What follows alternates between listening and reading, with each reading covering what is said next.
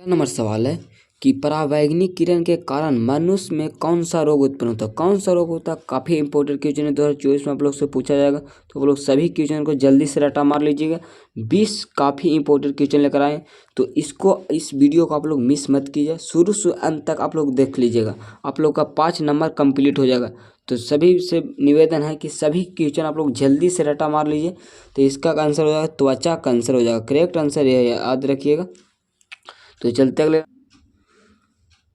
अगला नंबर सवाल है कि जीवाणु एवं कवक कहलाते हैं। जीवाणु एवं कवक कहलाते हैं, बार बार एग्जाम में पूछा जाता है, बार बार एग्जाम में पूछा जाता है। तो जल्दी बता दें, जीवाणु एवं कवक क्या कहते हैं। इसका आंसर हो अपघटक होते, अपघटक होते। करेक्ट आंसर बी हो जाएगा, याद रखिएगा। तो चलते हैं अगले नंबर सवाल की।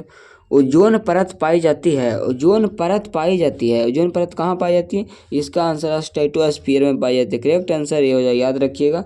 तो चलते हैं अगले नंबर सवाल के। आप लोग सभी क्वेश्चन जल्दी से रट्टा मार लीजिएगा। वंशागत नियमों को प्रतिपादन किसने किया था। इसका आंसर आप लोग सभी का पता होगा, ग्रेग जॉन मेंडल हो जाएगा। ग्रेग जॉन मेंडल, याद रखिएगा। करेक्ट आंसर डी हो जाएगा। तो चलते अगले नंबर सवाल की ओर।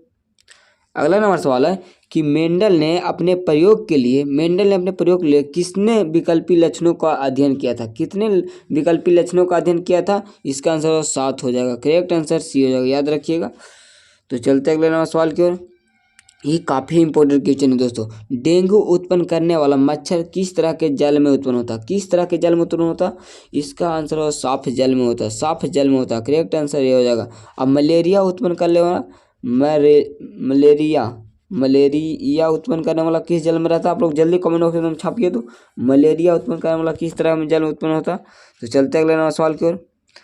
अगला नंबर सवाल है कि जिन शब्द का प्रस्तावना किसने की थी। जिन शब्द की प्रस्तावना किसने की थी, जल्दी बताएंगे।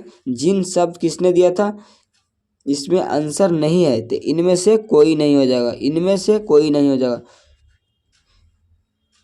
इसका आंसर हो जाएगा बेटसन हो जाएगा। बेटसन याद रखिएगा। जिन शब्द किसने दिया था, बेटसन ने, याद रखिएगा।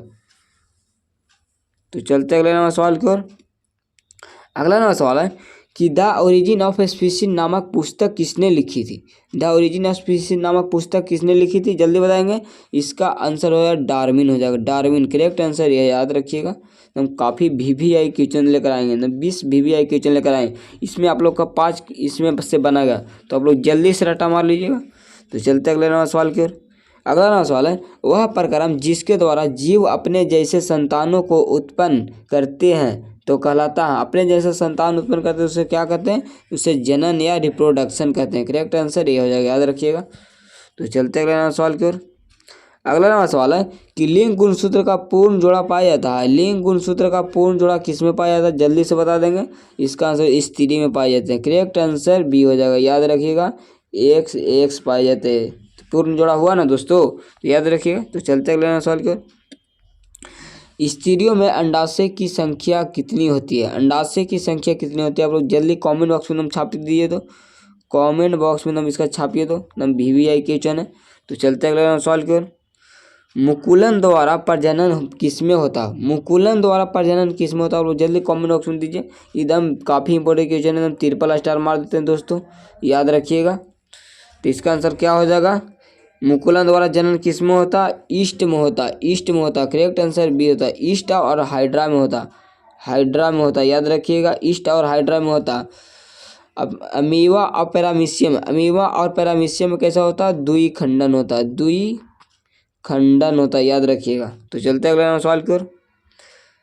अगला नंबर सवाल है कि पत्तियों को मुरझाना किस पादप हार्मोन के कारण संभव होता है। किस पादप के संभव होता है, आप लोग जल्दी बताएंगे। इसका आंसर हो जाएगा जिबरेलिन के कारण होता है। जिबरेलिन, करेक्ट आंसर ये हो जाएगा, याद रखिएगा। तो चलते अगला नंबर सवाल की ओर। अगला नंबर सवाल है कि निम्नलिखित में कौन सा पादप हार्मोन है। निम्नलिखित में कौन पादप हार्मोन है, जल्दी बताएंगे। पादप हार्मोन पूछा, पादप हार्मोन कौन सा, इसका आंसर साइटोकाइनिन हो जाएगा। साइटोकाइनिन, करेक्ट आंसर डी हो जाएगा, याद रखिएगा। तो चलते अगले नंबर सवाल की ओर। अगला नंबर सवाल है कि थायरोक्सिन का स्राव कहाँ से होता है। थायरोक्सिन का स्त्राव कहाँ से होता है, आप लोग जल्दी में, इसका आंसर थायराइड से होता है, थायराइड से। करेक्ट आंसर ये हो जाएगा, याद रखिएगा। तो चलते अगले सवाल की ओर। ग्रहणी का भाग है, ग्रहणी का भाग कौन है, जल्दी बता दें, ग्रहणी का भाग कौन सा, इसका आंसर हो जाएगा छोटी आंत, ग्रहणी का भाग हो जाएगा। करेक्ट आंसर सी हो जाएगा। और छोटी आंत कितने भाग होते हैं, आप लोग जल्दी कमेंट बॉक्स में छापिए। तो छोटी आंत कितने भाग होते हैं। तो चलते अगले सवाल की ओर। एकदम काफ़ी इंपॉर्टेंट क्वेश्चन है दोस्तों, ये 2024 में आप लोग से पूछा जाएगा कि खुला परिसंचालन तंत्र किसमें पाया जाता है, खुला परिसंचालन, ओपन सर्कुलेशन। जल्दी बता देंगे कि खुला परिसंचालन तंत्र किसमें पाया जाता, इसका आंसर कॉकरोच हो जाएगा। करेक्ट आंसर बी हो जाएगा, याद रखिएगा। मनुष्य और घोड़ा और ऊंट में बंद परिसंचरण होता है, बंद परिसंचरण होता है, याद रखिएगा, बंद परिसंचरण होता है, याद रखिएगा। तो चलते अगले सवाल की ओर। अगला नंबर सवाल है कि स्वापोषी पोषण के लिए आवश्यक है, स्वापोषी पोषण के लिए आवश्यक है क्लोरोफिल, कार्बन डाइऑक्साइड तथा जल, सूर्य के प्रकाश, उपयोग सभी। इसके आंसर उपयोग सभी हो जाएगा। करेक्ट आंसर डी हो जाएगा। तो चलते अगले नंबर सवाल की ओर। अगला नंबर सवाल है कि निम्नलिखित में कौन उत्सर्जी अंग है, निम्नलिखित में कौन उत्सर्जी, एक भी काफी इंपोर्टेंट क्वेश्चन है, 2024 में आप लोग से पूछा जाएगा। तो याद रखिएगा उत्सर्जी अंग कौन सा, आप लोग जल्दी बताएं।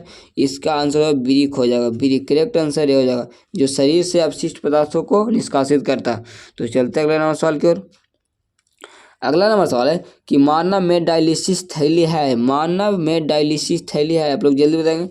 मानव में डायलिसिस थैली है, मानव में डायलिसिस थैली क्या होता है, नेफ्रॉन होता है, नेफ्रॉन। करेक्ट आंसर ये हो जाएगा, याद रखिएगा। देखते हैं अगले नंबर सवाल की ओर। अगला नंबर सवाल है कि मानव रक्त में उपस्थित यूरिन की समान मात्रा होती है, समान मात्रा कितनी होती है, इसका आप लोग कमेंट बॉक्स में छापिएगा, कमेंट बॉक्स में छापिएगा दोस्तों। आप लोग का वीडियो अच्छा लगा तो लाइक और सब्सक्राइब करेंगे, दोस्तों में एक बार शेयर जरूर करेंगे। तो आज के लिए इतने ही, जय हिंद, वंदे मातरम।